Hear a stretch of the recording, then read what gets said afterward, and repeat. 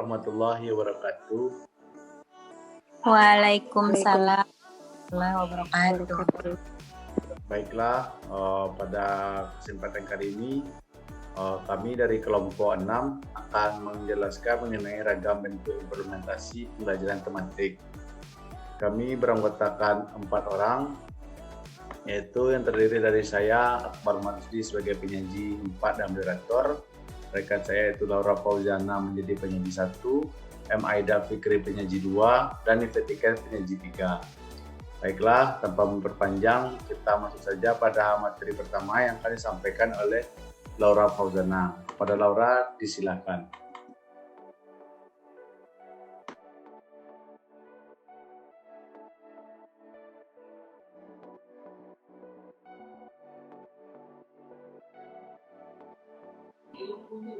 Suara Laura mute. Baiklah, terima kasih kepada moderator. Saya akan menjelaskan materi tentang ragam bentuk implementasi pembelajaran tematik.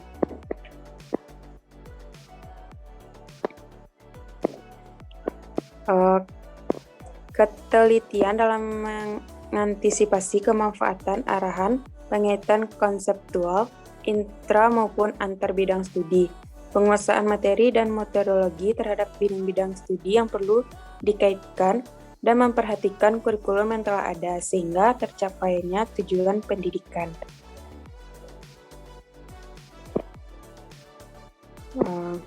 Selanjutnya ada sifat-sifat materi yang dipadukan.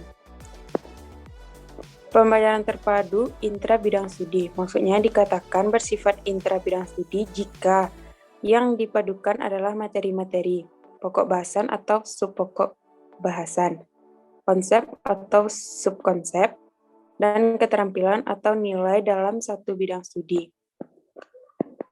Kemudian pembelajaran terpadu yang memadukan konsep atau maksudnya pokok bahasan atau subpokok bahasan bidang studi yang satu dengan bidang studi lainnya dikatakan pembelajaran terpadu antar bidang studi. Sekian materi dari saya kembalikan kepada moderator.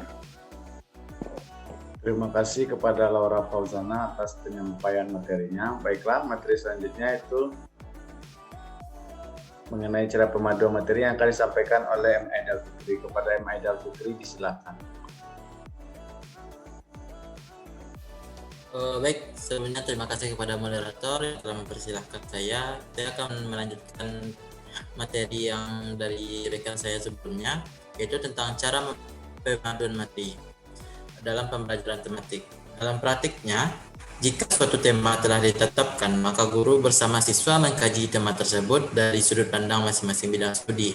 Siswa tidak hanya dituntut untuk mengetahui aspek dari masing-masing bidang studi, melainkan harus mengorganisasikannya sedemikian rupa menjadi suatu kesatuan utuh. Pada tahap ini sebaiknya dilakukan setelah membuat pemetaan kompetensi dasar secara menyeluruh pada semua mata pelajaran yang diajarkan di sekolah dasar dengan maksud supaya terjadi pemerataan, keterpaduan, dan pencapaiannya. Lanjut, itu waktu pelaksanaan materi dalam pembelajaran tematik. Yang pertama, menurut Pratami dan kawan-kawan tahun 2020, jenjang pendidikan dasar dalam menyusun suatu jadwal pembelajaran harus disesuaikan dengan kebutuhan dan kemampuan peserta didik serta sesuai dengan acuan penyusunan jadwal yang menjadi kebijakan dan praktisi pendidikan. Yang selanjutnya itu menurut Trianto tahun 2011, aturan jadwal pembelajaran merupakan prosedur yang bersifat administratif.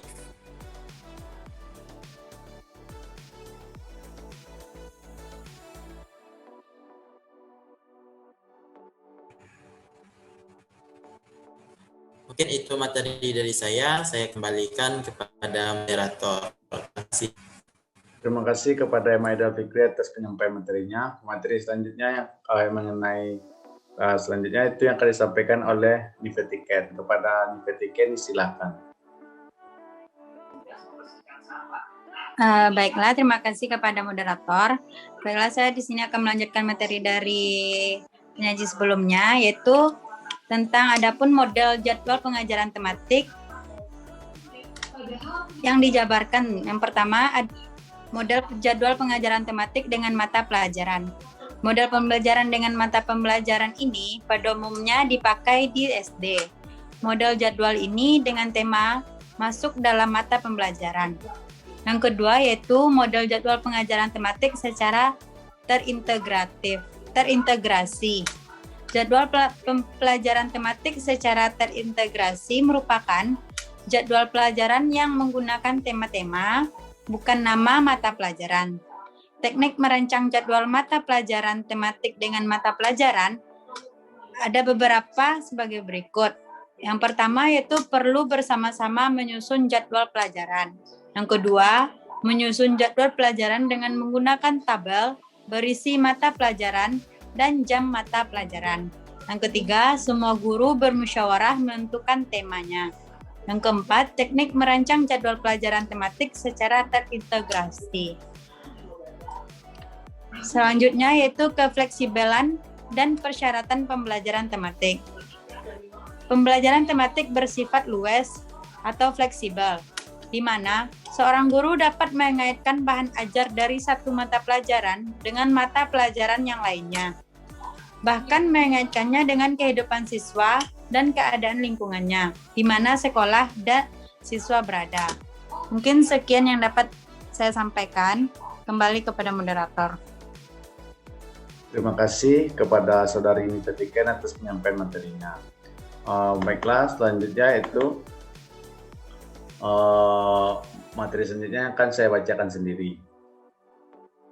Untuk dapat melaksanakan pembelajaran terpadu, beberapa hal yang diperlukan antara lain yaitu yang pertama, kejelian profesional guru dalam mengantisipasi pemanfaatan berbagai kemungkinan arahan. Pengait kontekstual intra ataupun bidang studi. Yang kedua, penguasaan material dan metodologi terhadap bidang-bidang studi yang perlu dikaitkan. Yang ketiga, wawasan kependidikan yang mampu membuat guru selalu waspada untuk memanfaatkan setiap keputusan dan tindakannya. Baiklah, terdapat persyaratan lain dalam pembelajaran tematik sebagai berikut. Menurut Hermawan tahun 2016, yang pertama itu pembelajaran terpadu berpusat pada siswa atau student center, yaitu hal ini sesuai dengan pendekatan belajar modern yang lebih banyak menempatkan siswa sebagai subjek pelajaran. Yang kedua, pembelajaran terpadu dapat memberikan pengalaman langsung kepada siswa atau direct experience. Dengan pengalaman langsung ini, siswa dihadapkan pada sesuatu yang nyata atau konkret. Yang ketiga, dalam pembelajaran terpadu, pemisahan antar mata pelajaran menjadi tidak begitu jelas. Fokus pembelajaran diarahkan kepada pembahasan tema-tema yang paling dekat berkaitan dengan kehidupan siswa. Yang keempat, pembelajaran terpadu menyajikan konsep-konsep dari berbagai mata pelajaran dalam suatu proses pembelajaran. Siswa dapat memahami konsep-konsep tersebut secara utuh. Hal ini diperlukan untuk membantu siswa dalam memecahkan masalah yang dihadapinya dalam kehidupan sehari-hari. Yang kelima, pembelajaran terpadu bersifat luas atau fleksibel. Dapat mengaitkan bahan ajar dari satu mata pelajaran dengan mata pelajaran yang lainnya. Yang keenam, hasil pembelajaran dapat berkembang sesuai dengan minat dan kebutuhan siswa. Siswa diberi kesempatan untuk mengoptimalkan potensi yang dimilikinya. Baiklah, inilah daftar rujukan yang kami pakai untuk materi tematik pada hari ini. Kawan-kawan bisa melihatnya bersama-sama. Terima kasih kepada teman-teman semuanya atas waktu yang telah diberikan sehingga presentasi kami kali ini berhasil dengan baik. Jika ada salah, saya sebagai moderator mewakili kelompok minta maaf kepada teman-teman yang lainnya. Akhiri saja. Wassalamualaikum warahmatullahi wabarakatuh. Waalaikumsalam warahmatullahi wabarakatuh.